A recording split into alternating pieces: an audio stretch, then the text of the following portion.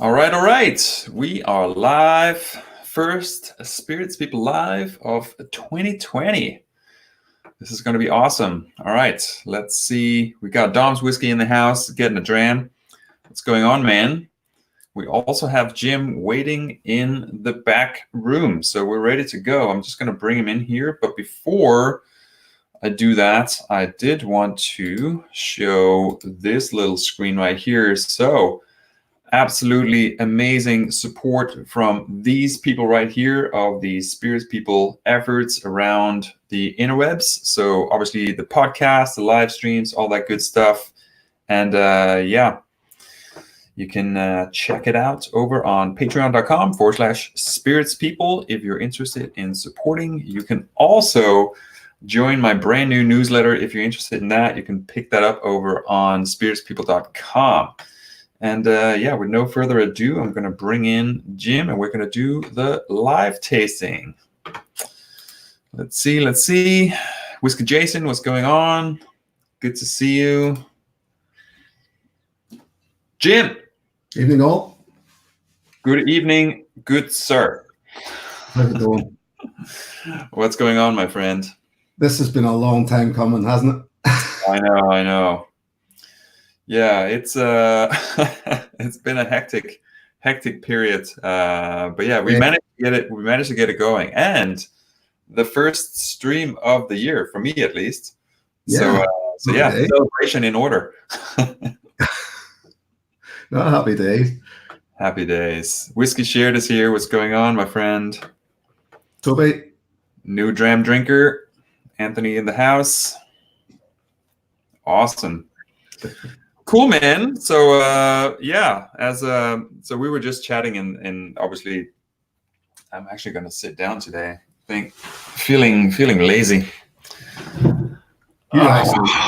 There we go. Normally I stand up, but I feel like it's a sit down day. I might have to adjust. Yeah, you changed my mind about shooting videos by doing that. I found standing up now recording my videos so much easier. Yeah, I'm the same. Let's see. There we go. How's that? Oh, that's all right. Good as it get. So, what was I saying? First stream of the year, and we have a blind tasting for the two of us. And as you're saying, like it's been a while. When did you send me this? Like 3 months ago or something? Maybe more, because we're originally planning to do it in October, so I think it was sometime maybe early October, late September, something like that. It's crazy. Yeah, I know. It's I've been sitting looking at the same sample and going, I just walk into that. Did you pour it in October or did you have it in the bottle? No. Well, it was definitely sought down then, as I say, either September, October, something like that. Nice. So, yeah, I could see if you'd poured it in the glass last year, it would have been a big tease in the house. Oh, yes. Oh, gosh. Cool. So a little bit I wanted to talk a little bit about you, obviously, because like I've been following your channel for a little bit, and just in case someone jumps in and don't know who you are, or anyone watching on a replay here.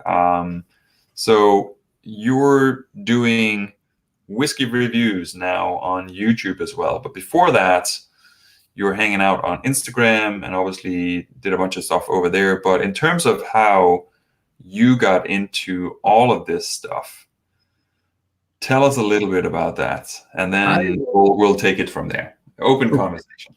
I was, to say, a whiskey fan. I drank bourbons, cheap sort of, when I say cheap bourbons, the standards, what I would call the standards, Jack Daniels, Jim Beam, that sort of thing. As in, I bought a bottle every couple of months, and it lasted me that length of time, and it was just something which I enjoyed with a beer, maybe. And then I bought a bottle of Johnnie Walker, White Walker, and I thought this was something special until I watched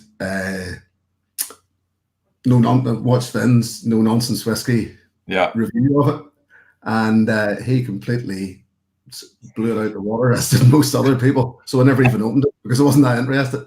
And I said, I'm going to buy a good bottle of Scotch, a good bottle of Irish whiskey, and a good bottle of American. Yeah, that's where we went wrong. It's just. So then I thought, when I bought one good bottle of Scotch, I thought, well, now I'll buy a good bottle of Scotch from each region of Scotland. And it just snowballed.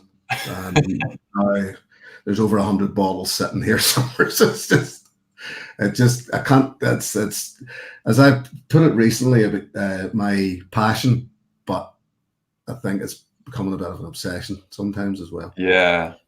I think it's borderline for a lot of people. I think it's one of those things that it will fluctuate a little bit. It will become a little bit crazy at some points, and then you kind of wean it back a little bit, and then you find a new angle into it. And as you say, like the whole, I'll buy a really nice Scotch, but then you really have to choose like what profile of Scotch are you getting if you're just getting one, and then you go into regions. And it's funny you say that, because I had the same thing, and I'm actually at this point I'm thinking about, okay, I should get a good Scotch from each of the regions, or at least a handful of Scotch with different, like very different characteristics, so I had a good variety instead of having 50 bottles. Just have 5 really good ones, representative of each region, because as you know yourself, they're all pretty different. Yeah. So they are. But that's, as I say, and I agree with you 100% about there's peaks and troughs in this, as with everything.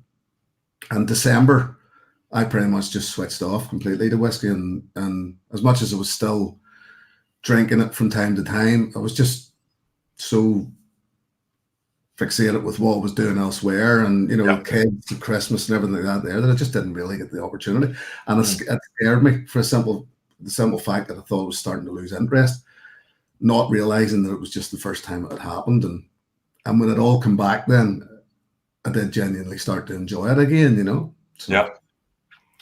Yeah, I think I did. I wouldn't say I did a similar thing, but what I did was I took a break from the kind of blast media of everything I was drinking, and just took it a time in December to really enjoy whiskey again, because I think as you do, and a lot of the guys also in the chat here, we got Stuart also pinging in here, also like doing reviews and stuff like that.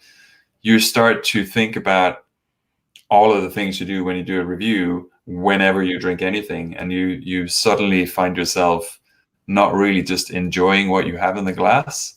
So yeah, for me, December was kind of a reset in terms of like, okay, I don't have to produce anything. I just have to sit and just enjoy this, and really just took Christmas off social media basically, which was very, very interesting.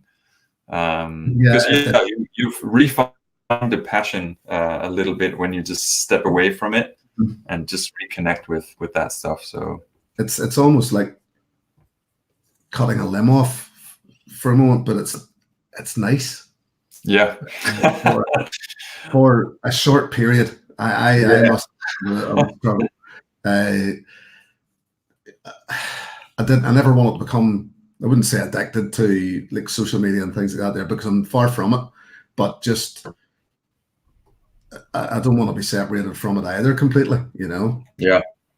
Yeah, it does give you something. I think as much as Instagram is a pain in the ass sometimes, because it's an addiction, and like you kind of scroll there. It's the same as smoke. Like you get to it. So now you just, whenever you have a silent break, you start scrolling, and you just get that little nicotine kick of scrolling, if you will. But yeah, it also does give you like the community. Like you and I would never have met if it wasn't for that, like Instagram.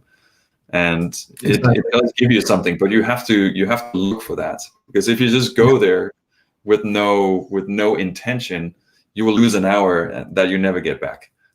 Oh, agreed. That's me most, because I'm not working until the evenings. That's me most mornings. The first thing I do left the phone and start scrolling through Instagram, and it's just Yeah. that's you say that there's an hour lost very, very easily. Yeah. Right.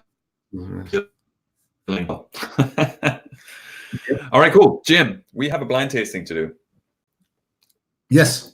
We have because you've sent this little bottle here with a bunch of question marks on it. So that's the one. An unknown whiskey. Should we start with that one?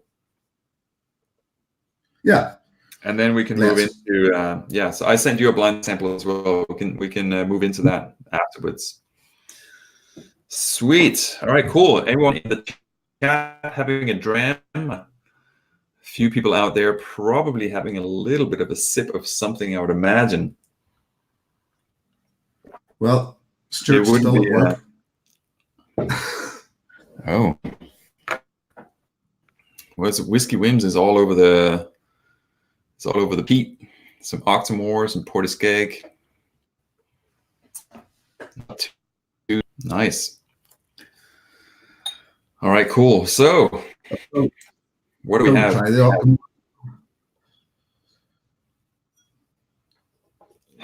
So I've actually cheated because I did have a little sip here half an hour ago of this, and then I let it sit, breathe for a bit, and I think it's changed quite significantly because when I was nosing this, when I just poured it, it was quite neutral. It didn't have much of a nose, but the taste was something else. But now I think the nose have caught up. Yep. It's funny because this is, well, without giving too much away, this is the first time I've had this in a while, and it's only the second time I've actually had it. So, and I agree with you. I actually poured it, capped it, and it smelled, I would have said, if anything, it smelled a bit raw and young. Yeah. It's quite ethanol heavy. Also, it's quite grain forward on the nose. Mm-hmm. But yeah, we'll get to the palate is a different story.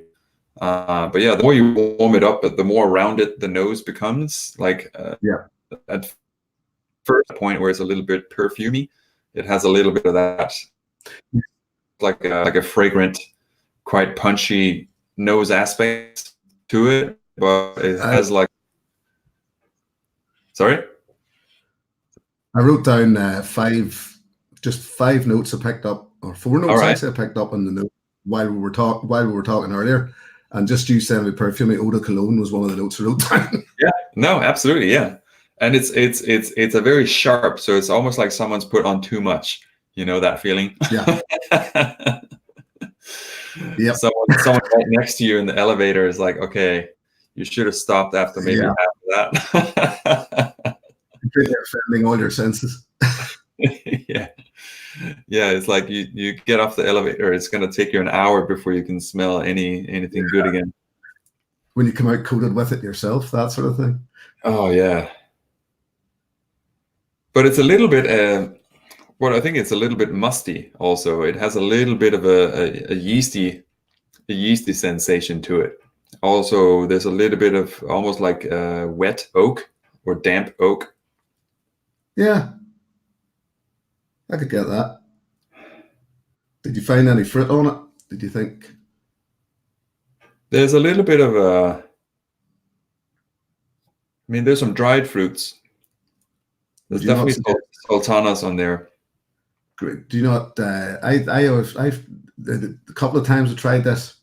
I found bananas in the background, an apple, green apple, coming nearly to the fore of it. Like sharp green apple. I can see the apple. The banana, I'm not sure. It's funny. I'm actually saying that. Certainly earlier on, before it opened up to the point where it is now, I was getting banana. But now it's actually, I would agree with you that it has actually slipped to the point where I'm struggling to find it. But I know when the last time I had this, and this to me yet again is the thing with whiskey, that every time you try it could be different.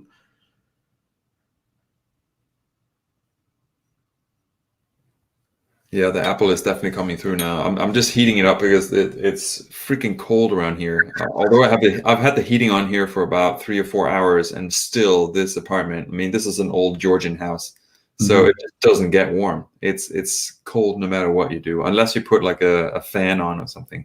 Yeah, it doesn't But help. it's just damp London. It's just cold everywhere, man. It's just, but yeah, definitely. The eau de cologne is something powdered sugar I got as well, as in it's sweet, but I found it more like an icing sugar. Mm. Yeah, I can see that. A little bit of marzipan for me. There's a little bit of that processed sweetness. Yep. I wouldn't say it's almond, but I would say that marzipan, almost like a little bit of a dry marzipan that's not like super fresh. I'm reading the comments here, and there's something. Some guys could see through this before they even told you what it is. But don't read too much into it either.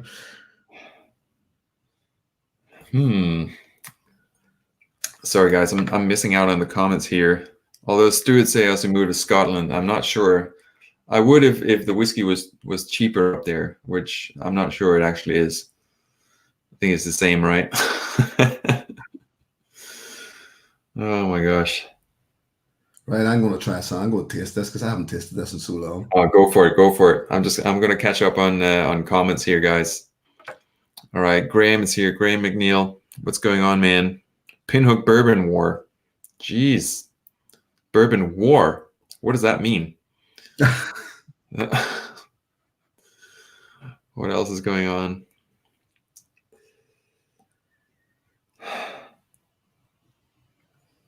It's a bit floral and a bit citrusy as well. Yeah. Yeah, the fragrant note, I think, is pretty dominant. Would you suggest where it's from on the nose alone?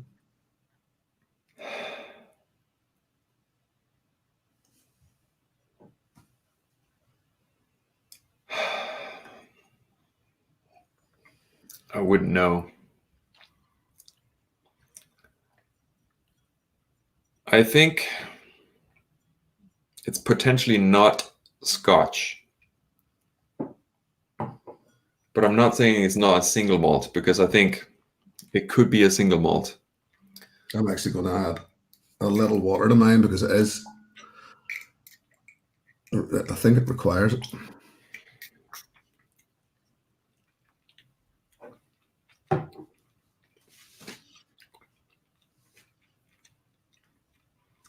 I think the water actually makes that floral perfume note even stronger.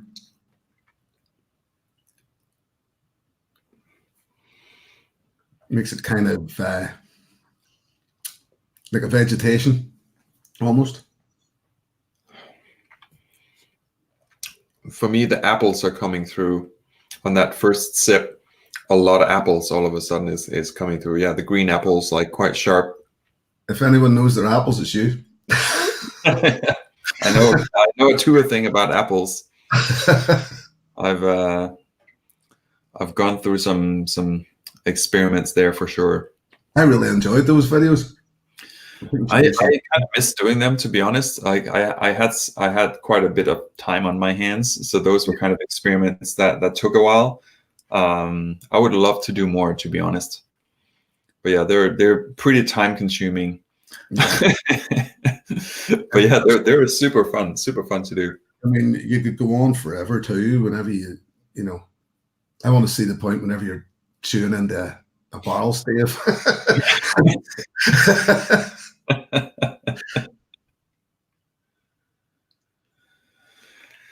Yeah, people are saying Irish here, Speyside.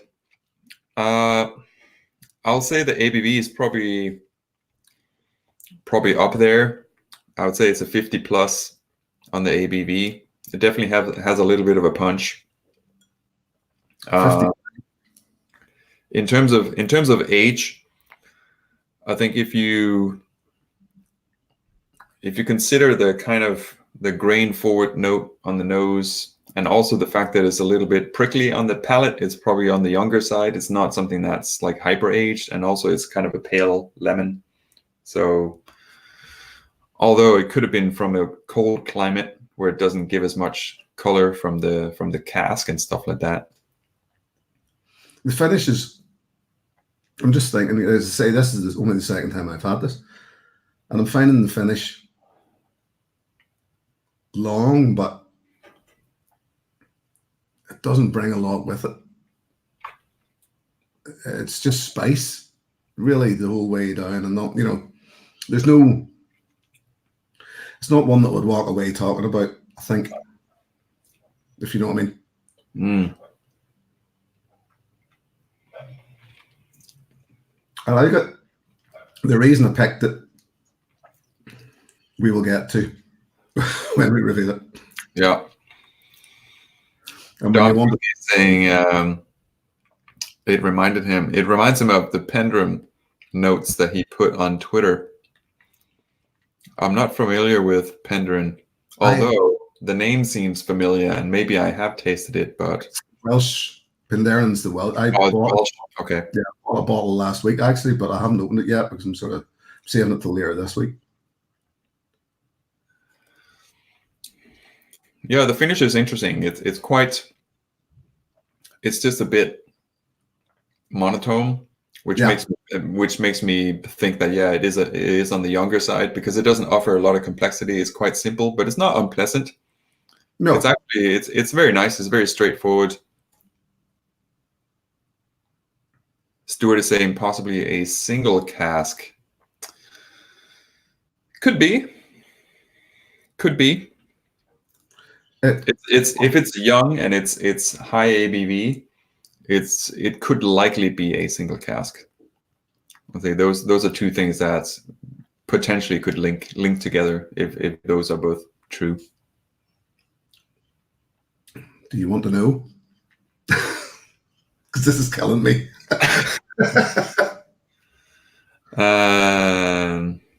Should I give a guess?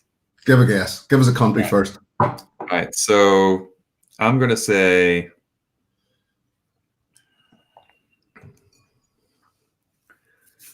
I'm going to say 9 years old, Irish single malt, finished in a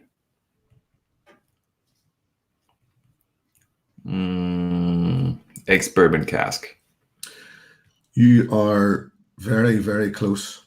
And you said over 50% on the... ABV, I would say, yeah, about 55-ish. On the nose. Spot on. Spot on is, and this is as close as I get to a bottle of it right now because I didn't buy it. This, so it's What actually is that? It's an independent bottling of a 13-year-old Bushmills bottled at 55%.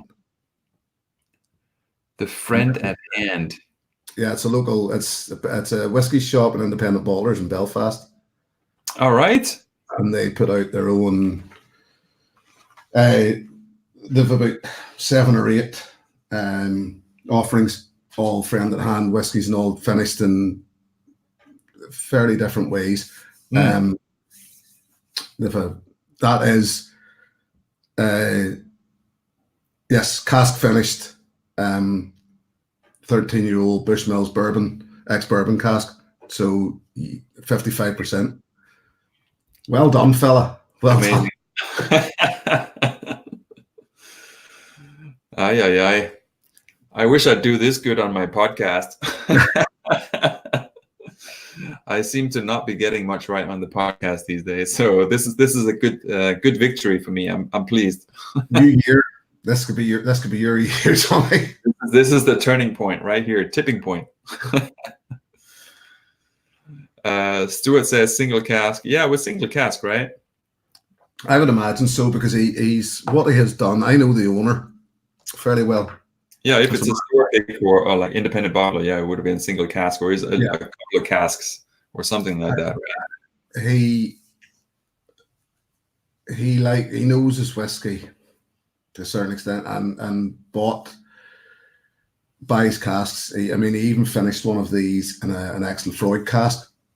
So a 13-year-old Bushmills went out, finished in an Axel Freud cask, which was interesting. I got to try it, and unfortunately, unfortunately for me, I find with an awful lot of Irish whiskey drinkers, they're not big fans of peat. So, right. The problem is then that when peat's put in front of them, I actually know the guy personally that basically said, no, that this cask's done, as in bottle it now, Yeah.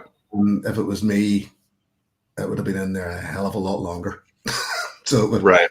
Then you get to a point where probably it's no use either. So I don't get a say in these things. I wouldn't wish to, but yeah. I guess with ex Isla casks, like that peat, like at some point that peat becomes very bitter. Yeah. And it can really destroy the whiskey, which I guess it's dangerous, and they have to be careful. Although it's like, well, the whiskey, we would want the whiskey to get more, but the cask actually doesn't have anything else to give, and like if you keep it there, it's not going to give you what you think you want. You could ruin it very quickly, and it doesn't always even work. There's a Dunville. I remember you telling me about trying a Dunville's 3 Crowns in London. I believe you told me you tried it, and you didn't think much of it. And I would agree with you totally. It's pretty awful stuff. But there's one of them finished in a peated cask, and they continue to put this out. Toby from Whiskey Shared has maybe tried this. I'm not 100% sure. I know he likes his Irish whiskey, and it just doesn't work. There's not enough peat influence, and then the whole thing just thins and just is gone. Yeah, it's such a shame. But but it's also preference, which is one of the things I'm struggling with these days. Is like, how do I? Because I wanted to, and this is again just on the podcast and stuff. Like, how do I not just give a review of what I think, and how do I kind of separate myself and my preferences from how good I think this actually is in terms of just quality, like the quality of the materials, like the barley, the fermentation, all that kind of stuff. And it's impossible. There's like, regardless of how much emotion you try to remove, you're still going to be impacted on what you like. So this is you can't. I tried exactly the same thing and thought to myself, well, how can you be subjective? When you can't think like somebody else? I reviewed a whiskey, tomorrow's review when it goes out, and no spoilers, but just there was things about it that just didn't work for me, and maybe worked for somebody else. But how do I know whether they work for somebody else? Yeah, no, that's it. It's pretty. I mean, I will say it is impossible. You cannot be 100% subjective. You just can't. But you can train yourself, obviously, to understand process and all that kind of stuff. And and for me, that's the personal journey that I'm on. But I know that's not for everyone. Yeah. Because it's like, why would you dedicate so much time to try and understand how good it is? Like, why don't you just buy something that people tell you are good? It's like, well, just because someone else likes it doesn't mean I'll like it. Yeah. So. And that's kind of where and then plus I'm just a super nerd. So I have no problem spending all this time like diving in and like analyzing stuff, because that's just my brain works that way. Yeah, certainly. Why not? Yeah. So there we go. But that's funny, because this Irish whiskey to me is a prime example of what's going on and what's going on right now in Irish whiskey. And 13 years, I think it's actually. I'll say maybe I'll let this sit for a bit, because I thought it was a bit younger. But again, 9 and 13, like when you're in that range, it's kind of that. It's still young to mid young, or however you say that, but But I it's mean, there's that range of a younger spirit. But yeah, 13, I would expect a little bit more complexity, but I'll say maybe it comes with a little bit more of a waiting game here in the glass, and also a little bit of heat maybe. So I'll let it sit. as I say, it's. I mean, there's the way I look at it currently. There's 3 distilleries in Ireland, and all the rest of those, however many that opened in the last few years, are all independent bottlers. Really, because all they're doing is sourcing casks from these 3 distilleries and putting it out. Makes it I find it very difficult to be subjective about Irish whiskey at all at the moment, because it's probably all going to change in the next 5 to 10 years when all these distilleries start to put out their own spirit. Yeah. So is a lot of it still sourced from the big ones? I guess. Mostly. So if you, for example, picked somebody said that they had their favorite writer's tears from most distilleries, it's pretty much all sourced from Bushmills. Yeah. So you could have this whiskey that you think is the best whiskey. I would imagine when they start putting out their own version of that, using their own spirit, they're not going to be using the same palate. I would imagine as Bush, they're not going to try to set this to the same flavor profile as it was. Otherwise, all you're doing is using Bushmills flavor profile. Yeah. And I agree with Ralphie when he said that it's not the distillery that makes the whiskey, it's the barrel, it's the cask that makes the whiskey. But at the same time, the spirit is having its effect in there, and you can start to taste either Cooley or Middleton or Bushmills. You can start to taste their own flavor profiles from their spirit starting to come through all these whiskies. And it makes it very, very difficult, as I say, for me to be subjective, because I'm just tasting what it says. And that's the way that goes. Yeah.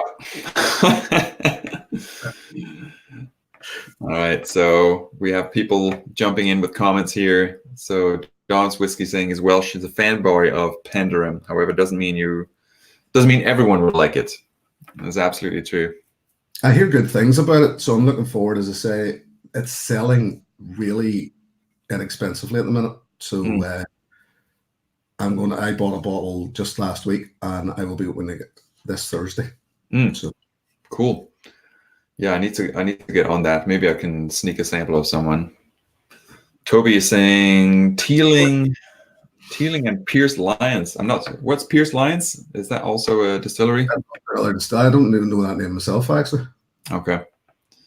Yeah, that's true. Teeling are putting out some of their own that they've caught up, but it's small things that got me.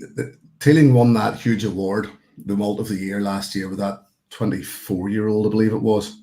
Okay. Teeling whiskey. It was a Teeling bottle with a Teeling label on it. Yeah. The whiskey came from somewhere else. Yeah. And they stipulate how long it stays in the cask, what sort of cask it was in, etc. But I still just have this thing always niggles at me and says that's not actually their whiskey. And I know I'm not the only one to think this. I know I've spoken to other reviewers and everything that think the same, that it's just in this transitional period right now. And Graham said it there in the comments, in the next 5 to 10 years, then we'll know where Irish whiskey actually stands. Yeah. Whiskey Jason is saying, yeah, it was from Cooley. Yeah. Yeah. So, you start to know Cooley, because Dunville's is Cooley whiskey. Okay. Tyrconnell's Cooley whiskey. Glendalough, I believe, is Cooley whiskey. So you start to taste these profiles and that has to come from the spirit, because if the same notes are starting to reappear, I find in all these whiskies, it's the only place it can come from, really. Yep. No, it's true. And even so my kind of entry to whiskey was American whiskey, and like over there it's also a big thing. Like a lot of bourbon that are sourced will come from MGE in Indiana. And I mean, like it's I guess there it's even it's even trickier because you have the mash bill to play into it. So it's less of just a distillery producing, let's say, single malt, because it's not that it's simple, but it's simpler because you have the malt and you distill that. Whereas like you can combine your percentages and all that stuff into a mash bill, which makes it even like the options are billions in terms of what you can combine in those mash bills. So again, like, yeah, you're tasting where you're tasting because there's a set of mash bills from this big distillery, and then it's down to the cask, where it goes, when they bottle it. Yeah, Buffalo Trace I always found as a, you know, the amount of whiskies that they're putting out, the ranges, the ages, and they're a bit, yet again, they're, you know, getting back to the Irish whiskey, they're a bit like Middleton Distillery, you know, where you're putting out your rest, all your spots, all that there. And I always find it a bit strange, a bit, the world doesn't know that, you know, it's the casual whiskey drinker doesn't know this. Yeah. Whiskey's made in the distillery, that's where it comes from. And you said it about America and MGP and whatnot in particular. I would never be able to, how would anyone be able to narrow down a flavor profile from a sourced bourbon? Yeah. You know, it's mind-boggling. Yeah. Speaking of mind-boggling, it's time to get the mind bubbling. What do you say? Blind sample number 2. Let us go. Thank you again, by the way. Love this. There we go. This is my go-to cap now. Nice. So no offense to anybody else that's putting them out there, but just this is the one with the cork on it. I have 2. So that means you have 2 glasses on the go at one time. So yeah, 2 glasses. So this is the blind sample I sent you. So I'll let you swirl it around and give you thoughts, and we can just jab our way through it and see where we end. I haven't tasted it yet, and this is the bit where, as Stuart said earlier on, this is where I start to squirm now. But I did when I poured it. When I poured it earlier, I did put my nose in it just to see. And the first thing I got was like a rich toffee. I'm totally baffled because it's. I would have said there's a rich toffee.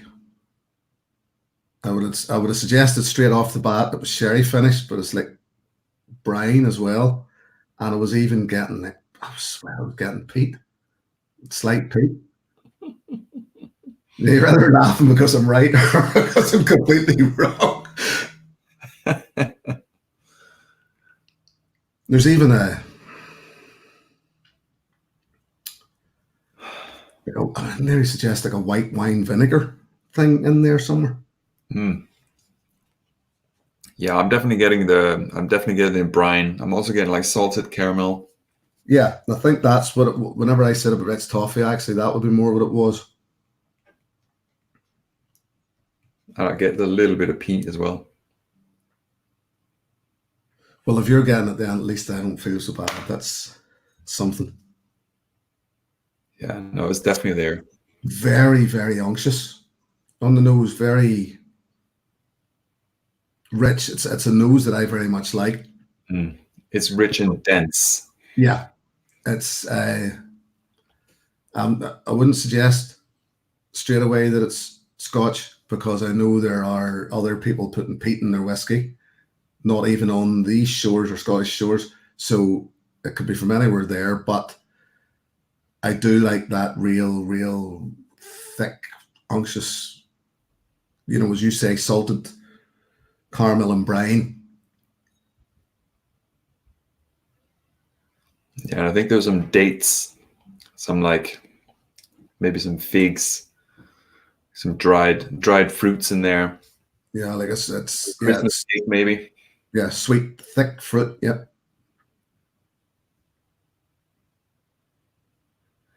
Anyone in the chat want to guess where we're going with this? I would hazard a guess if I was to ask straight off the bat what this was, I would suggest it as a Scotch, maybe an Island, Jura, Talisker, something like that.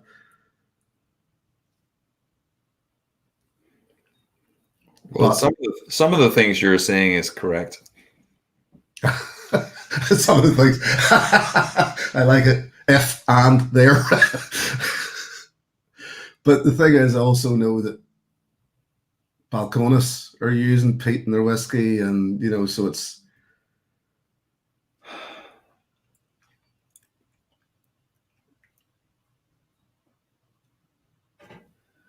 Yeah, this is interesting to me. This is a bottle actually. So I bought half a bottle, and this was of Jess, who's the founder of the London Whiskey Club. So he was selling he was selling a handful of bottles to do a fundraiser for his son's school. Mm-hmm. So he was selling like a bunch of bottles that he had on the shelf, like not full bottles, but bottles that were like at various various kind of depth, if you will. So yeah, I bought this bottle because it's a brand that I've enjoyed before a few times at different places. So I was like, I'll have a bottle of that because I think I'll enjoy it. But it's one of those things that I don't drink this kind of stuff that often. So for me, it's nice actually just to have half a bottle and know that it's a really nice one. I'm glad to know that I'm just so glad to know that you've got peat on that, because I was starting to question myself on it. But it's very light, and I would to some degree I would confuse it for like a campfire or like a burning log type thing. Peat becomes and yet again, Roy. I heard Roy at Aquavit. He mentioned it recently. But peat becomes a thing that you almost become immune to, and you start to miss, because when you drink it enough, it starts to slip away and becomes a sweetness and whatnot. And it's only those really that I think don't like peat that really notice it, that it really stands out to. To someone one night, and they said, "Sure, it's just another flavor." Why is it so offensive to people? But definitely no. I would say there's peat in there. Yeah, it's very faint, though. I will say. There's a TV ad where they say they come up with this term, they're gone nose blind. Yeah. Whereas I think like what you're saying is exactly that, because you smell it so much that you don't smell it anymore. Yeah. So yeah, it's that kind of if you're like you're in your house all day, you don't smell how bad it is until you leave the house and then come back. I think this is why it doesn't do any harm to take a break either. Every now and again, and give your senses a chance to reset. Right, I'm going into this to see, because it's thick, there, unctuous. I would suggest on the nose that it's probably pretty hefty. It's super oily as well. I don't know if people can see in the glass. As I say, that it really is thick. Really thick, yeah. It's unchill filtered. I can reveal that. Good. I would say it's either got a bit of age on it or color added, but could be wrong.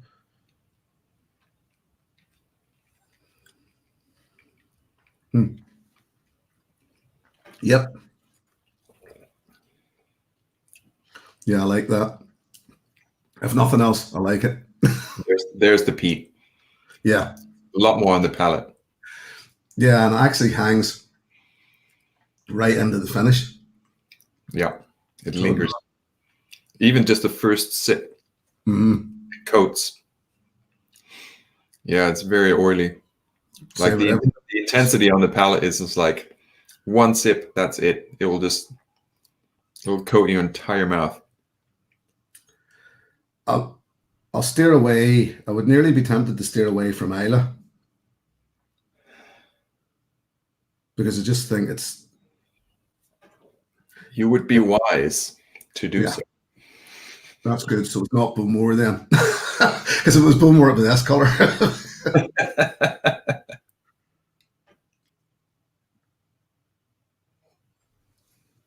Oh, but I do like it.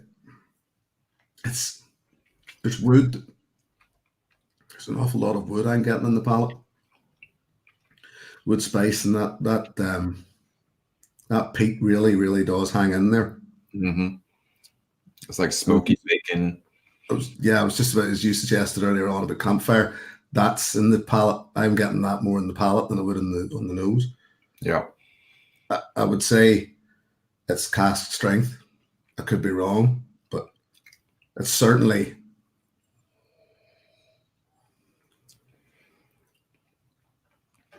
Yeah, I would suggest that that's over 50. Yep. I'm actually going to add some Water does wonders on this one. Yeah. Yeah, I just think it needs to come down a little. Water makes it very orchard fruity. Oh, for me at least.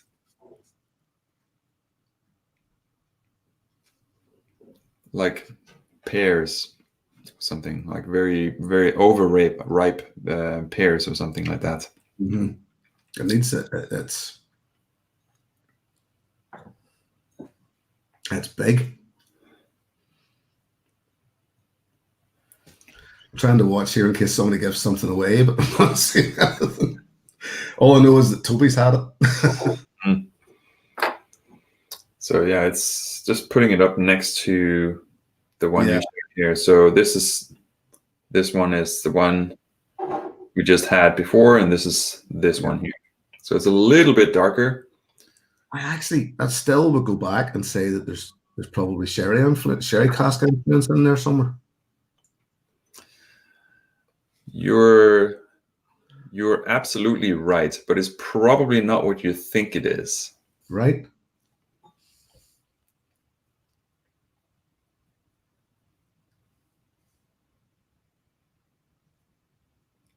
Yeah, the water does help.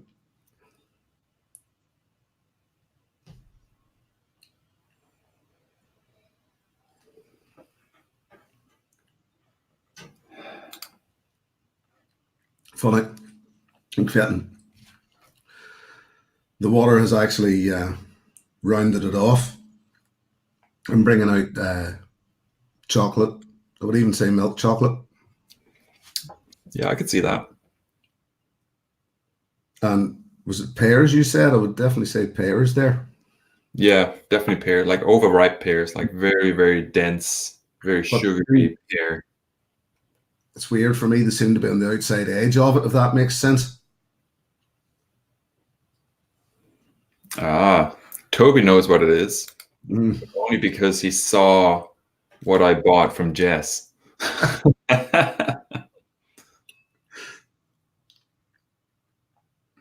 Yeah. Did you know he was there, or was he just watching from behind the bar?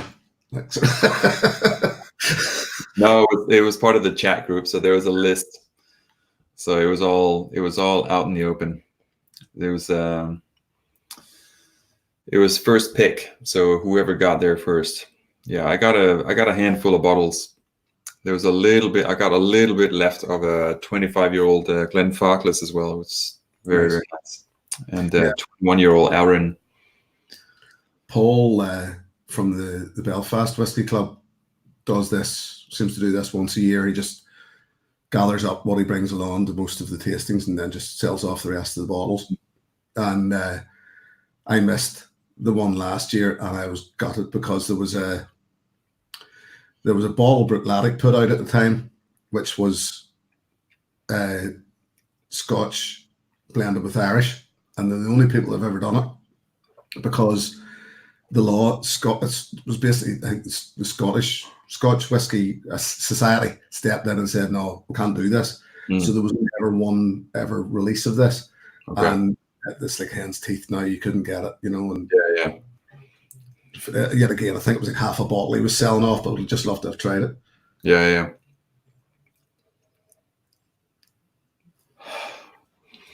They really, really, a lot of depth. I'm trying to think because it reminds me a bit of the Douglas Lang Rock Oyster cask strength, which I really like. And it is basically from Talisker Jura, selected from Talisker Jura and two other islands, which escape me right now. So, Right. Graham is asking if it's Ben Romack. It is not. It is not Ben Romack. Right. I will suggest that it's Scotch. All right, you're correct. It's Scotch. It's over 50%. Also correct. It's 59. Trying to think who even puts out a 59%er. As I say, I would say that it's. I'm going to suggest by the color that it is of quite an age. I would suggest 15 or 18. It's the same as the one you shared. Oh, so it's 13. 13 years old, yeah. Strange. Well, it wasn't too far off of 15 then, I suppose. If you're going to claim 9 as 13. Yeah. This is all but quite bizarre. Toby is like, yeah, I know what it is. So, 13. You said island before, which is also correct. Yeah, I'm starting to think. Not an isla. Yeah. Is it? I don't think it's Jura. It's not Jura. I would suggest either. I'm trying to remember. I can't even remember the names of the islands now. I'm either going to suggest Talisker or the one. It's not Talisker. The one that Highland Park's on. I can't remember the name of it. It's not Highland Park either. Right. No, I'm done. That's it. I just can't even think of the other islands. It's the Isle of Mull. Oh, is it Lechik? That's right. Ah, nice one. There we go. So 13-year-old. So Amontillado cask finish. So it is a sherry, but it's not the typical. Very fun. Yeah. Finish. Oh, thank you so much for sharing that, actually, because I love the Electric 10. It's always one that if I fancy a peat hit, that's the one I'll go back to.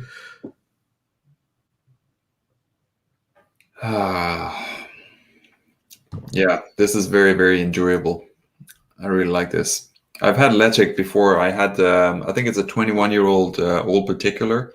Mm-hmm. And they have a Lechik, which is absolutely amazing. I love that one.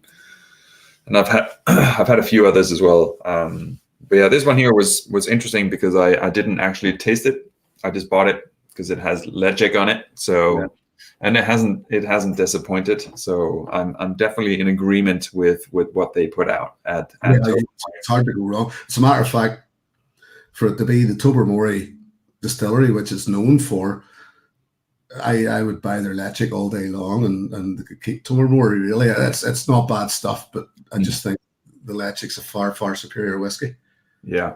Although they're not all necessary. Well, to say they're not all infallible, I actually got a Lechik sample from Master of Malt at one point as part of a set, and it was a 9-year-old and wouldn't have rated it at all. But then I think it was an independent bottling by somebody. I can't remember. It's quite a while back, and you just don't know what way that I would find it very hard to hold that one against Tobermory themselves.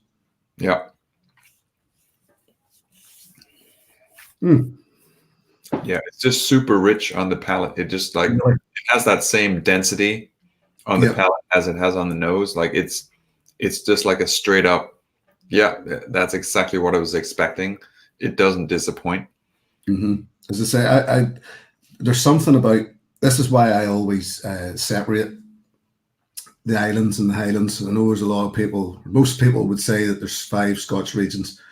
I'll always say there's 6 for the simple fact that those island regions you could nearly have each individual island as a region, because they're the Yeah. difference is black and white as to what they're putting out to most Highland whiskey. But then you end up offending the Scotch Whisky Society. Yeah, I'm sure there's people with strong opinions on that. Yep. Yeah, but then again, I mean, like you have peated Speysides, and like it's I mean, it's more like a guideline in terms of like, yeah, do you like this general aspect of a whiskey, and then like, yeah, you probably like this general region.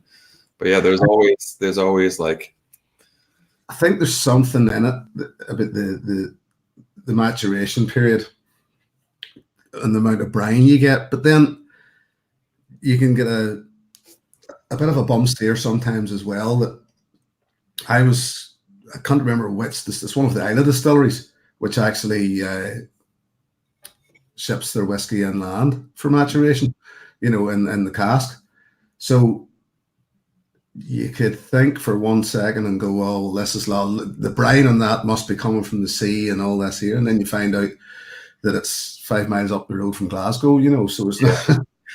Isn't that's Talisker does the same stuff, right? Talisker put a lot of stuff on the mainland. Yeah, and it's something that it does.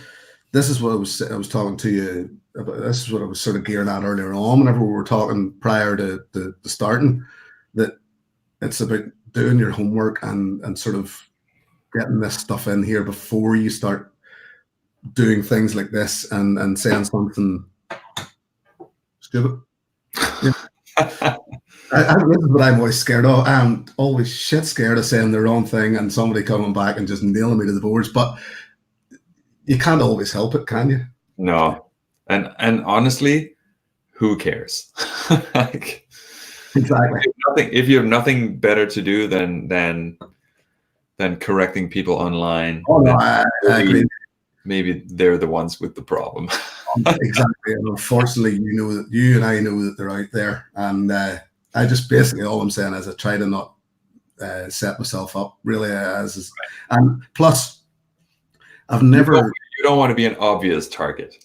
No, I've never had a hobby, and that's all this is really. I've never had a hobby that has stuck in here so well. Everything that I've ever tried to focus on before goes in and back out again, and just there's bits stick and bits don't.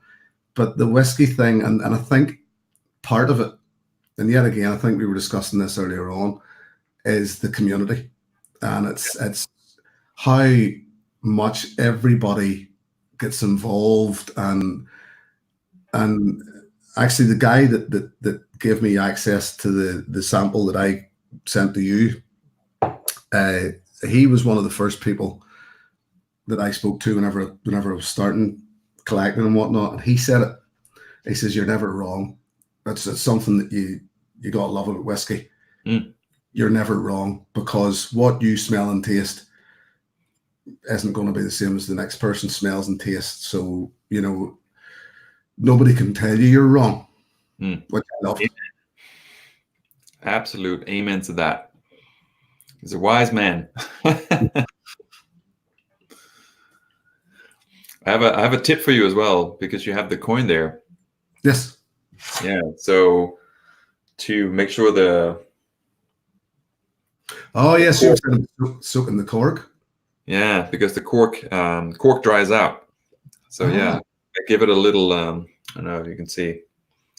If it's, so yeah, now it's all like wet. Yeah, it helps. It helps keep it actually better friction on top of the glass if you give it a little bit of whirl. Just in case anyone else who has one of these coins is out there. I could quite happily soak this and this cheek and then just come back and lick it every now and again. I'm going to bring this one to work now. And also because it's laser cut and rastered on the back. So when these were just done, they actually smelled like bacon. So to get rid of that, I also just I was shaking it with alcohol, and that kind of helped just mature the cork. Like any other cork in a bottle, that you would do. You would shake it around. Yeah, it does help. Nice little trick there. Personally, I was quite happy that mine smelled like bacon. Oh yeah, I loved it. But then I also found it very distracting when I was trying to assess a whiskey, and then all I could smell was like bacon.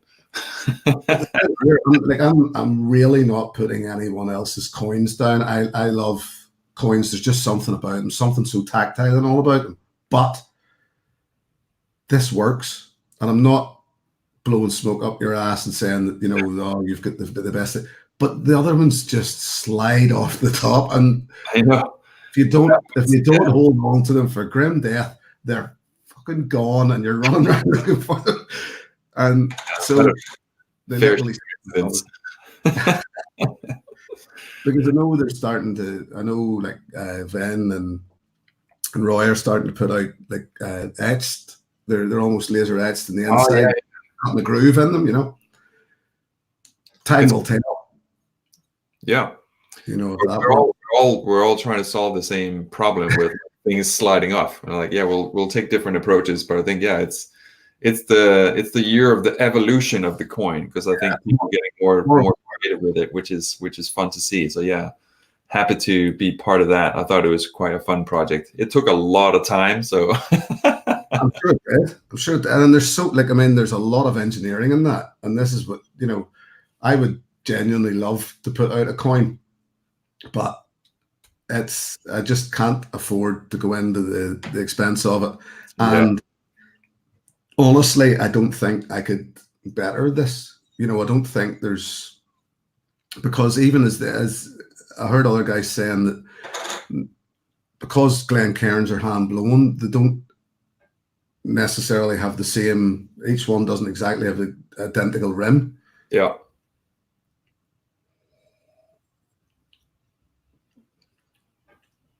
Yeah. I really appreciate that, man. Nice. Do you have anything left in the sample, or is it all in the glass?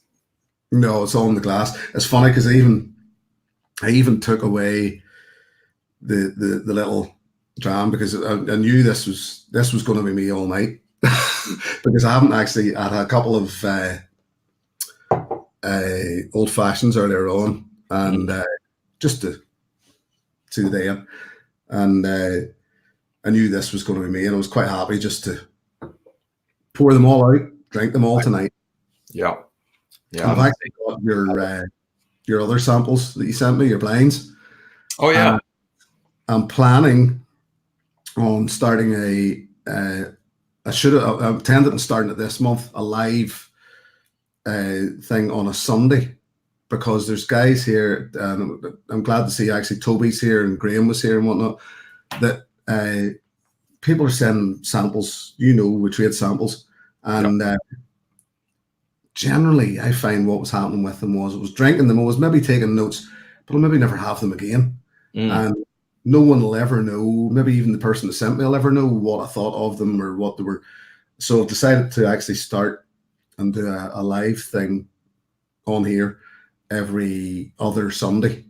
Yeah. Hopefully starting in a couple of weeks' time. I wanted to start it in January, just didn't happen. And then I'll throw your blinds into it as well to try and see how I get on there. Sweet. Haven't done enough blinds recently, so yeah, definitely let me know when you pull this in. I'll be interested to see what you think of those. They're a little bit of a curveball, so just beware. I like that. No, I do like that, because this is why I was saying earlier on about the world of whiskey is becoming an awful lot smaller whenever you look at, as I said earlier, about Balcones and whatnot starting to put out peated single malts and what, you know, and things like that. And whiskey could be from anywhere now, couldn't it? You know, you've a big world to pick from there. So you have. Yeah, I did. It's coming out soon. It's a Swedish single malt as well on the podcast. So one of the next episodes coming out is like, I mean, you would never know it was Swedish. It's a single malt. It's very nice. Wasn't my preference, but it was actually quite a good quality, if that makes sense. So yeah, I mean, it literally just can be from anywhere. Yeah, a lot of good stuff from Australia. There was what was the one called? There was a red wine cask called Nova. Oh, What's it from? Starward, I think. Star Wars. Absolutely Yeah. phenomenal. Really good. Really enjoyed that. And yeah, could I tell it was from Australia? Absolutely not. No idea. This is the game, isn't it? And I mean, I opened a French one last week, which I found online, and it could, for all day long, be Scotch. But the thing is, it probably is Scotch. I imagine it is actually imported Scotch, but Right. there's no way to know, no way to prove it. But it just tasted like good Scotch whiskey, so I'm not going to complain. Yeah. You know, And that's the thing. I mean, as long as it tastes good, mhm. who cares where it's from? And that's the thing. I mean, I'm not to kind of like, Scotch is great, but it's like there's great stuff everywhere, and that's the whole, like, my whole point of blind tasting is like remove that aspect of it and like just taste something. If you like it, then who cares what's on the label and how old it is, where it's from, how much it is. Maybe you should care about that. Like, you want to try and not go bankrupt, but like, honestly, it's such a weird time to be alive where everything is marketing. Yeah. And I know, because I work in that industry, and it's literally like you can just influence anyone, and you like, to some degree you don't know, but like you kind of know, but then like, yeah, you're always influenced. So yeah, as soon as you remove that and just drink something completely blank, it's like, well, do you like it or not? Yes or no? And Yeah, much simpler, much more beautiful in that sense. It's like, well, now it's all up to me to decide. Yeah. Before, I had to listen to all these people telling me. Now I can just decide for myself. It's funny actually, because I genuinely never thought of blind tasting like that until you said that there, and it makes an awful lot of sense. Because, as you say, we're led by our eyes, really, and yeah, even just looking at those bottles, and I mean, even I've noticed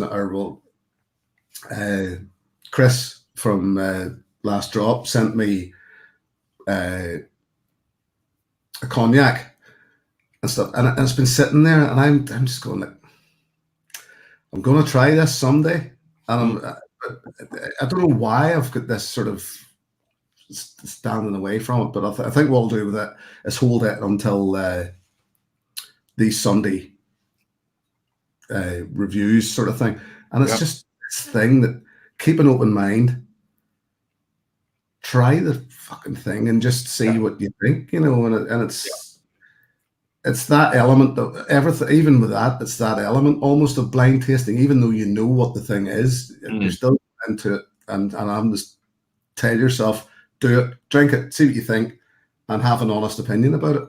Yeah, it's just, the semi-blind can still be like, it's still a perception of, oh, I don't really drink cognac, and then you still have that, although you don't see the bottle and stuff like that. So semi-blind can be a tricky one. But yeah, I mean, like, it's keeping an open mind is a tricky one, because like, no one is never really going to say like, I'm not open-minded. It's like, are you open-minded? It's like, no, I'm closed-minded. Everyone is like, oh, of course I'm open-minded, but I mean, are you really? And that's well, you don't really know, because again, you're being influenced. So yeah. I mean, I suppose it's safest to say we're all open-minded to a point. There's various degrees of open-minded. Some are a little bit too much, and they live in tents and stuff. Yeah. Oh gosh, nice. But I'm glad you enjoyed it. The check. I'm happy. I did think that you would like it, because I do recall seeing some of your videos where you've kind of talked about this kind of profile in kind of a beautiful light. So I thought, like, let's not send Jim a rye whiskey like I've done with all the other tubers. So I'll throw like, oh, this is not a rye whiskey. What's happening? I was sort of hoping that maybe there would, for the simple fact that I was trying to figure out whether I could have nailed it, whether I could have actually, but I'm so glad now that you sent me this, because this is just so damn good. You know, you could have sent me the best rye in the world, and I could have went, yeah, it's a rye. I don't like it. It's a wrap. Sounds like gingerbread. Done. No. Yeah, this is great. I'm enjoying it, and it's been a long time, so I don't drink that much Scotch these days. I've been kind of going back to my roots, which is bourbon, just a kind of sweet profile, reconnecting with that over the Christmas break. So now, yeah, I'm kind of just starting the year with weaving myself into a little bit of Scotch now. I want to get into some mezcals again. I haven't drank that for a while, so yeah, excited about that. So fun things to come. Yeah, no, agreed. As I say, I will generally tend to lean on Scotch for the simple fact that I just love the diversity of it. It's like how we discussed earlier on about accents, that you can go 5 miles down the road and that Scotch will change its clothes, and become something different. And it's just what that distillery does. Whereas I find Irish all at the moment, as I said earlier, a bit closed, a bit in flux. American, I like bourbon, I like rye, but I find it very, very hard to differentiate between some of them. And actually, I was so glad to hear someone, it was Chris, he had a game from Last Drop earlier in the week, talking about Eagle Rare and saying how it's just Buffalo Trace turned up, isn't it? And I thought, yeah, that's pretty much bourbon to me. I love it, and I do love, and I know Whiskey Graham McNeil, big bourbon man, and Graham has shared with me some what I would consider fantastic bourbons. But unless I put one beside the other and said, do I prefer this or that, or I still find it very hard to differentiate between them. Yeah, love them, but just find them all a wee bit similar. Just to same. Yeah. No, I get that, and I think even after 10 years of drinking bourbon, I'll still have that.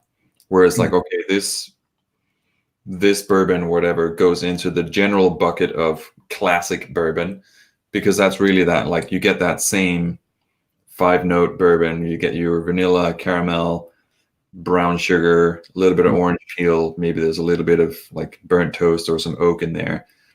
And those are like, will be in the majority of everything. Maybe there's a little bit of cinnamon or clove or whatever. And like, it will take like a very unique profile to stand out from that. And a lot of the kind of mid-shelf bourbons are not willing to do that because they sell volume. They have to sell volume based on what people like, and that's what people like. So for you to get something that stands out, you have to pay a lot more money, or you have to go to the US because that doesn't get exported. Yeah. So exactly. So yeah, it's I will agree that there's a certain aspect of like, it can be hard to tell the difference. But yeah, I think side by side or doing flights and stuff is a good way to again just train your palate. If I mean, that's something I would do. It's not for everyone, but I would just line something up and try to find differences and try to understand like those nuances. Well, funny, where I find it, the one place where I would start to find the difference in bourbons and ryes and corn whiskies is that mash bill. It's that how much you turn down the corn and turn up the rye and start to, and the reason I say that is I was at a poker night the other night and I took a sample of mellow corn along with me, just to let there was another guy that was playing poker with us that I knew liked his whiskey, and it was just to let him try it because he'd never tried it. And I was finding things on it that I'd never found before. Just sitting sipping at it, and it was so buttery and peanut and popcorn and all that. I was starting to find all these different flavors popping out, and it made me then start to think, well, hold on. There's ryes that I've had in the past which are quite middling, as in the rye content is maybe 60%. It's just tipping the balance really, and it's not enough to make it rye heavy. So that, and this is where it's in my head then it all worked out that this is where I need to be starting to look, and this is where I would differentiate in a bourbon and ryes is with the mash bill. How much are they weighing in with the corn and rye, and then I can start to find these differences. And it it surprised me how much that made sense. Yeah. And you should try. So Four Roses is a fun place to start because they have the two mash bill. One is a high rye, one is a low rye. You can get two of the same mash bill. The closest I've had is the Small Roses the Four Roses small batch, and it was one of the first bourbons I bought whenever I started collecting, and it was just the off the shelf small batch. You know, it wasn't any of the fancier ones, and both my wife and I loved it. It just had a real richness about it and I haven't, just one of those things that I haven't got back around. As I kill bourbons off, I probably had about 15 to 20 on the shelf here at a time. And as I kill them off, I'm not replacing them. I'm going and buying Scotch or something else, you know, right. And I need to start and pull the bourbons back in just to see. I would even just go and replace the ones that I've killed, because that Four Roses I want back, I would quite happily have a bottle of Elijah Craig small batch in my collection at any time, because it's just, okay, I might not know the difference, but I could still spot a good one from a bad one. Yeah. I'll not pull my punches. Never been a fan of Woodford Reserve bourbon, and I've had a lot of people tell me, no, how can you not like it? Well, there's your subjectiveness for you. You know, I just don't like it. Don't like it. Yeah. So, yeah, Woodford Reserve is designed to be middle of the road, which I think is good for a lot of people. But like, if you actually like whiskey, I think you're probably not going to like it that much, because it's just too bland. Like, it doesn't have much of a statement, if you will. Like, it's designed to not be too spicy, but have a little bit of spice, not too sweet, but a little sweet. And it's just that kind of middle of the road. And that was what it was designed for. So, well, it's funny you should say that, because and I hark back to Roy's latest Recycle review, which he released today, and he said the same about Auchentoshan, Glasgow there. And it's another whiskey I detest. I haven't found a good Auchentoshan whiskey. And he said the same about it. It's made to be liked by everyone. Yeah. It's right down the middle. And there must be something in that then, because I don't like it or Woodford Reserve. So obviously, you either need to swing me one way or the other. Put me straight down the middle. I'm not a fence sitter. No, it's mainstream, right? So if you don't like, I mean, a lot of music that's mainstream is made for the main audience, but like, it doesn't mean that everyone likes it. It's just made for the majority of people who are like accepting something that's non-offensive. Yeah, agreed. I just find it's weird, because both whiskies that I was talking about there, as much as people say they're, you know, that they are non-divisive and whatnot, I just find them rough. That's the only way I could ever describe them. I just found them rough and unfinished, and just, you know, I just think to myself how it just felt to me like somebody's rushed them out there almost, and it's not for us, man. It's not for us. No, it's not for the connoisseurs that we are. But the thing is, and I'm actually looking around here at my bourbons, and you can buy, and you know, and I know, and there's all these guys that are here in the comments know that you can get really good whiskey for the right money without having to look too hard for it. And I just happened to look over my shoulder there, and it was like, you're looking at and I see somebody mentioned them. It was Dom asked about the Evan Williams 100% proof. Now, I'm not even talking about the 100% proof. Even just, that's the Bottleton Bond, I take it he means. Even just the standard Evan Williams, I like. If you put it up against Jack Daniels, slightly harder to get, but I would still prefer it. Wild Turkey 101, you'll buy it off the shelf anywhere. And it's still the hardest ones to whack, I think.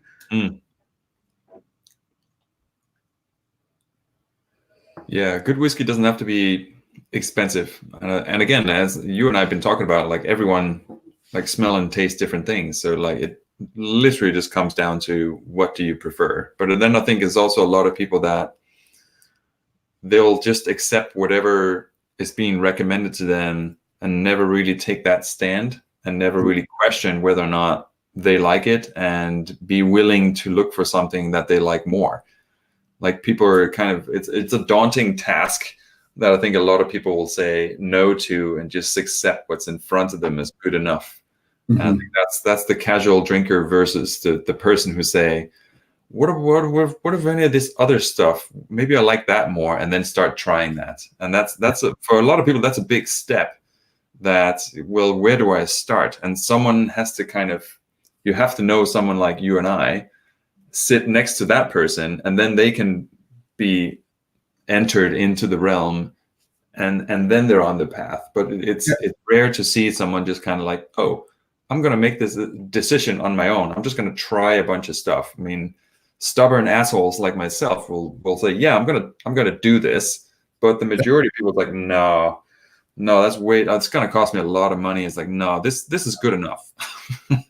Yeah, I mean, you come into I almost started with the community because, as I say, Vin steered me on that without realizing it. I only informed him of this recently. Steered me on that Johnny Walker White Walker, and he, I went from him to going, oh, hold on here. There's people reviewing whiskey on YouTube. I never thought of that. Discovered Ralphie, discovered Roy. Get into Instagram, discovered yourself, discovered Stuart, guys like that there, and it all just snowballed from there. But it's whenever and you're 100% right, that the one that actually galls me more is seeing people buying whiskey as gifts to people, and they're spending more than they should on something that they think is a bit special. And I'm looking at it from the other corner of the kitchen going, no, you've bought the wrong thing. You could have spent a lot less and got a lot better, but it's just always going to be like that. And it's going to be like that with everything, isn't it? It's not just whiskey, it's everything. There's going to be somebody that knows slightly more than the other person in the room, but you just have to stand back, keep your mouth shut, say nothing, let it roll on. Yeah. I think it's a victim to the fact that humans are horrible at giving gifts, because you give gifts as in like what I want to give you rather than like what this person would like to receive. Yeah. And I think it's like, if the person knows like, well, Jim loves peated whiskeys and all that kind of stuff, I'm not going to go and buy you a Speyside that is super expensive because I know you like whiskey. If I would have asked, it's like, oh, what kind of whiskey do you like? Then I would have bought something that you would actually want. Yeah. So yeah, I think it's like people that buy whiskey, like they will get some guidance from whoever is available in the store, and then obviously the quality of that service will determine whether or not you actually end up with anything good. Because they could, if they were good enough, they would ask like, what did this person like? Yeah. And I would love for them to do that. I don't think it happens that often, but I think, let's imagine that they did that, and the person then all of a sudden realized like, well, I don't actually know. Is there a difference? Isn't it? Magic. Yeah. Where does this come from? Different whiskey? Yeah. And here, I can't say, I mean, I'm really only about a year and a half into this, what I would say, fully into this journey. Would be the best way to put it. And it made no sense to me whatsoever at the start, in that it took me a long time to figure out even what the whole single malt thing and all was, and then the grain, because all these things started to come up, and I just couldn't get to grips with it. But as you said, when you know somebody, if I knew you, if you knew me, or these guys, just ask the question. Yeah. I can think of a prime example. At Christmas, my sister-in-law bought her father a bottle of Irish whiskey, thinking she bought him something nice.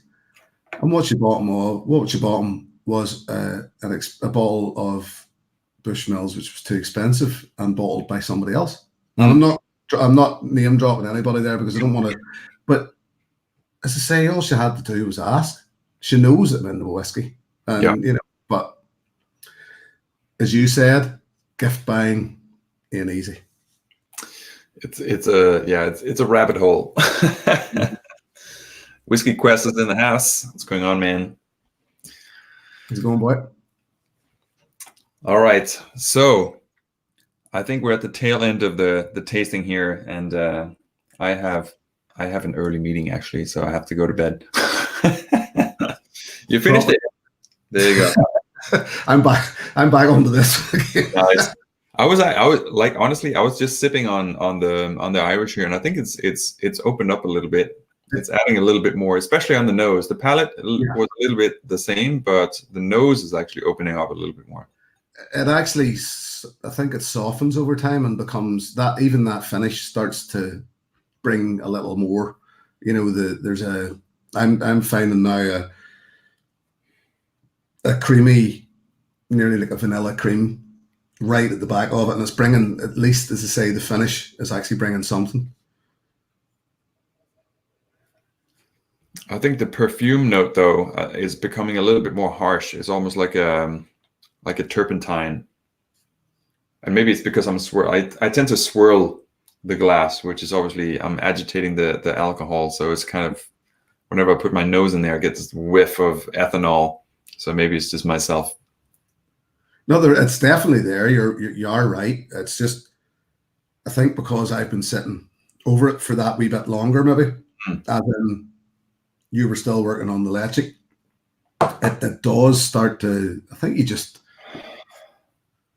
acclimate to it, really, like everything, you know, the way I look at some whiskies is some of them don't work, but some of them, it's like if we're working and we have a bad sound for a night and it just, there's nothing you can do, the sound's bad, and it just, you do acclimate to it eventually, because while you're working you can't do anything about it, but you just start your ear starts to come around to it, and you just settle. And by the end you can't remember what was wrong with it. And I think sometimes whiskey's a bit like that as well, where it just settles, and it is constantly settling, it's constantly changing, and as your palate acclimates to it, then it just, sometimes it becomes all right, sometimes it's still shit at the end. Yeah. I think a lot of them will kind of adjust, or your palate will adjust, like over the time. I mean, depending on how fast you drink as well. Like I tended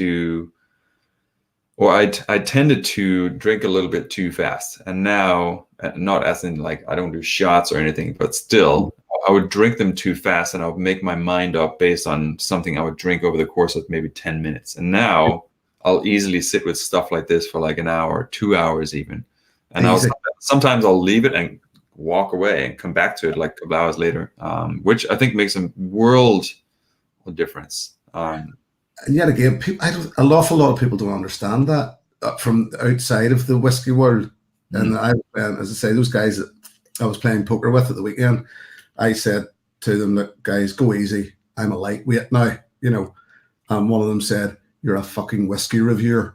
And I was like, yeah, but I drink less. You drink less, yeah. So it's no bad thing, but just an awful lot of people don't understand it. I think that's the issue. Yeah, I think I definitely ever since kind of getting a little bit more serious over the past couple of years about this, I definitely drink way less. And I could see myself the same, like a lightweight at this point, because like whenever I drink, I'll have one of these over the course of an evening. Yeah. Which is like the equivalent of, I don't know, maybe like a large glass of wine.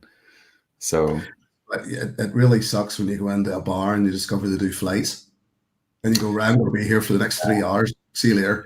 Yeah, exactly. Yeah, these are not flights of tequila shots. These are shots of things that will be enjoyed over time. Yeah. All right, cool, man. I think we'll close this out. There's still people in the chat. Whiskey Quest is coming in a little bit late. Sorry, dude. It's a school night. Yes, I would Jim is Generally off. in my PJs, but now. Yeah, Jim is off. I have to go to work. This world is upside down. Cool. Jim, it was an absolute pleasure. Thank you so much for hanging out with us. It was very very interesting to drink some samples with you. Yes, as to say, it's been a long time and it was worth it. I thoroughly enjoyed that. I can easily say the same. Very much. Cool. What do we do? Thanks everyone in the chat, and yeah, I have a banner here. Why don't we do that for a second? There we go. People want to hang out with Jim in the online world. Check him out on Whiskey Novice. How about that? Excellent. Love it. Quick question, sorry, just while you're on. I take it, right, you use StreamYard, yes? I do, yeah. Is because I'm getting on to it, I will get back to you and I'll ask you off screen just stuff about it. I'll meet you in the green room. Who's serving the drinks? We both are. We both are. All right, cool. I think that is it, guys. Thank you so much for hanging out with us on a Tuesday night. Spirits People blind tastings are back. We're back next week with Stephen, James. We're doing some rum tastings. So if anyone is curious about what we're drinking, hang out with us next Tuesday. And yeah, I have some more guests coming up. So I'll announce that as we get a little bit closer. If you want to get a heads up, you can sign up for the newsletter on spiritspeople.com. That's it. Peace out.